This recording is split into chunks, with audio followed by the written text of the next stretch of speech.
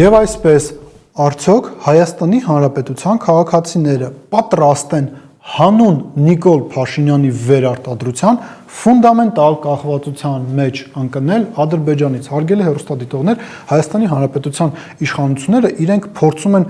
նորովի յուրովի մեկնաբանել ինքնիշխանություն ասված, իրենք ինքնիշխանության նոր մոդել են հասարակությանը առաջարկում Հայաստանի Հանրապետության քաղաքացիներին, եւ այդ մոդելի տրամաբանությունը հետեւյալն է, որ մենք ինչքան փոխկապակցվածության մեջ լինենք մեր հարևանների հետ, իսկ ավելի ճիշտ կլինի այս պարագայում ասել, մենք ինչքան ավելի շատ կախված լինենք Ադրբեջանից եւ Թուրքիայից, ենթակառուցվածքային առումով ինչքան ավելի շատ կախված լինենք, այնքան մենք ավելի անվտանգ կլինենք, այնքան ավելի մեծ է հնարավորությունը, որ խաղաղության դարաշրջանը գալու է եւ հաստատվելու է մեր տարածաշրջանում։ Տեսեք, եթե մենք նաեւ նույնիսկ անցյալի ցավոտ փորձը մի կողմ եք դնում, մենք պետք է նշենք հետեւյալը, այնպես չէ, որ Թուրքիան եւ Ադրբեջանը իրենք որևիցե ռազմավարական առումով Հայաստանի նկատմամբ իրենց վերաբերմունքը փոխել են,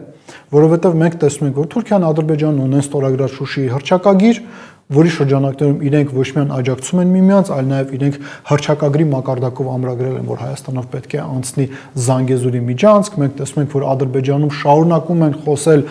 արևմտյան Ադրբեջանի մասին, ինչի մասին խոսում են նույնիսկ Հայաստանի Հանրապետության արտաքին հետախուզության ծառայությունը, բայց փաստը մնում է փաստ, որ Հայաստանի Հանրապետության իշխանությունները միևնույն է այս ուղղությամբ են գործընթացները տանում։ Այս ուղղությամբ գործընթացներ տանել նշանակում է նաև հետևյալը, ոչ թե պարզապես ենթակառուցվածքային առումով կախվածության մեջ գցել Հայաստանը, Թուրքիայից եւ Ադրբեջանից, այլ հստակ էներգետիկ առումով կախվածության մեջ գցել։ Եկեք այս հարցը շատ ավելի մանրամասն քննարկենք, որպեսզի հասկանանք ինչ է կատարվում եւ ինչ իրավիճակի առջև է մեզ կանգնեցնում Նիկոլ Փաշինյանը հանուն իր վերարտադրության։ Ընդամենը մի քանի շաբաթ առաջ Արարատ Միրզոյանը Բրյուսելում էր, այնտեղ հանդիպեց Կայա Կալասի հետ,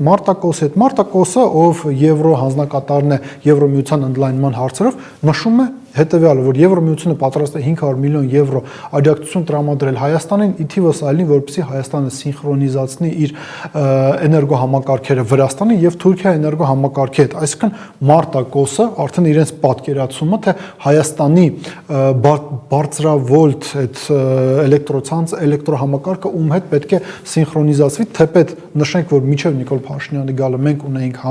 ունեինք ծրագիր, որ իրանական բարձրավոլտ էլեկտրական այդ համակարգ հետ պետք է սինխրոնիզացվեինք, բայց Նիկոլ Փաշինյանի իշխանության գալուց հետո գրեթե քայլեր չեն ձեռնարկվել այս ուղղությամբ, փոխարենը մենք տեսնում ենք, որ մեզ տանում են դեպի Թուրքիայի հետ սինխրոնիզացիա։ Սա մի կողմից, մյուս կողմից էլ երեք մենք Նիկոլ Փաշինյանի ելույթը ազգային ժողովում տեսանք, բացի նրանից, որ նա նեղսրտել էր, որ իրեն հիշեցրել էին, թե նա նախկին իշխանությունների ներկայացուցիչներից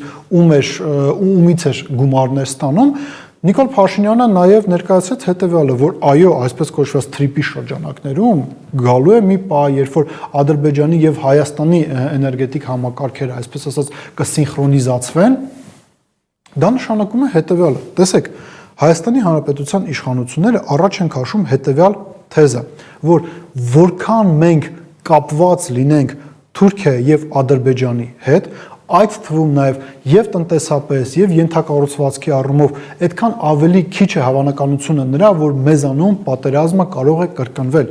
Գլոբալ առումով իշխանությունները փորձում են Հայաստանում, թեպետ դժվար թե սա իրենց գաղափարը լինի, սա հավանաբար ինչ որ մեկ իրենց խորհուրդ է տվել։ Իրենք փորձում են Հայաստանում կյանքի կոչել այն մոդելը, որը ժամանակին կյանքի է կոչվել Եվրոմիությունը ձևավորվելիս, բայց այստեղ խնդիրը կայանում է հետևյալում. Եվրոմիության անդամ պետությունները ի թիվս այլնի իրենք գոնե ճանաչում էին միմյանց տարածքային ամբողջականությունը եւ իրենք նպատակ չունեին պատերազմով փոխել միմյանց տարածքները կամ սահմանները, ինչը չես կարող ասել Հարավային Կովկասի մասին, ինչը չես կարող ասել մեր տարածաշրջանի մասին։ Ընդհանրապես, գիտեք, պատմությունը այս առումով ինքը շատ հետաքրքիր է, այս ցիկլերը, որոնք կրկնվում են, 1909 թվականին մի այսպիսի գիրք էր լույս տեսել, մեծ մոլորություն, Նորման Էնջելի գիրքը, ինքը ինչ էր ասում, հարգելի հեռուստադիտողներ, ասում էր, որ տնտեսական փոխկապակցվածությունը պետությունների միջև կարող է հանգեցնել նրան, որ իրենք չեն գնա մեծ պատերազմի, որովհետև տնտեսական առումով իրենց վնասները այնքան շատ կլինեն, որ նույնիսկ եթե դու հաղթող դուրս գաս պատերազմում, միևնույն է դու չես կարողանա փակել այն ծախսերը, որոնք առաջացել են պատերազմական գործողությունների արդյունքում Գիրքը հրապարակվել էր 1909 թվականին, բայց 1914 թվականին առաջին համաշխարհային պատերազմը սկսվեց։ Հիմա նույն տրամաբանությամբ շարժվում է նաև Նիկոլ Փաշինյանը։ Ուղղակի մենք պետք է նաև նշենք այստեղ հետևյալը.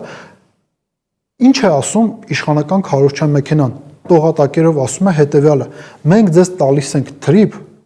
այդ թրիփի մեջ կա Զանգեզուրի միջանցքի առնվազն կոմպոնենտներ, էլեմենտներ, պատահական չէ, որ նույն Վահագն Խաչատուրյանը ասում է այն ինչը Վաշինգտոնյան հանդիպումից հետո էլ արդեն ակնհայտ էր եւ Մարկո Ռուբիոյի եւ Արարատ Միրզոյանի վերջին հանդիպումից հետո էլ ավելի ակնհայտ դառավ, որ օրինակ հայ սահմանապահները ադրբեջանցիներին չեն դիմավորելու։ Բայց ինչ են ասում իշխանությունները, ճիշտ է, մենք դա զիջում ենք, բայց դրա փոխարեն դուք գոնե ժամանակավորապես ունենալու եք անվտանգություն, գոնե ժամանակավորապես որոշակի առումով ստաբիլություն եք ունենալու։ Այստեղ մենք պետք է նշենք հետևյալը. գլոբալ այս հարցի պատասխանը պետք է տա ընդհանրապես մեկ սուբյեկտ, դա Հայաստանի Հանրապետության քաղաքացիներն են։ Իրենք իսկապես պետք է պատասխանեն հետևյալ հարցի. արդյոք իրենք պատրաստ են զիջել ինքնիշխանությունը Ադրբեջանին եւ Թուրքիային, կախվածության մեջ ընկնել Ադրբեջանից հանուն նրա, որ Նիկոլ Փաշինյանը վերարտադրվի։ Ինչու ենք մենք էներգետիկ կոմպոնենտի մասին շատ խոսում, ամփոփելով մեր այսօրվա զրույցը, սա պետք է ասենք, հարգելի հեռուստադիտողներ, չմոռանանք հետևյալը. Արցախի հայաթափումը 20 թվականի պատերազմից հետո ինչից սկսվեց։ Լաչինի միջանցքի ոչ թե շրջափակումից, այլ սկսվեց նրանից, որ Լաչինի միջանցքում ադրբեջանցիները ոչնչացրեցին էներգետիկ ենթակառուցվածքները, ինչի վերջնարդյունքը եղավ այն, որ Լաչինի միջանցքը առհասարակ արգելափակվեց, դրանից հետո էլ մենք տեսանք էթնիկ զտում եւ արցախցիների տեղահանությունը Արցախի հանրապետությունից։ Դրա համար ենք ասում, Ադրբեջանի ծրագրերը շատ պարզ են, շատ անկեղծ են, շատ շիտակ են։ Այստեղ միակ սուբյեկտը, որը պետք է այս ամեն ինչին պատասխանի, դա Հայաստանի Հանրապետության քաղաքացիներն են։ Հարգելի ընկերներ, դուք պատրաստ եք Ադրբեջանից տնտեսական, ենթակառուցվածքային, էներգետիկ կախվածության մեջ հայտնվել հանուն Նիկոլ Փաշինյանի վերարտադրության։ Մտածեք այդ մասին։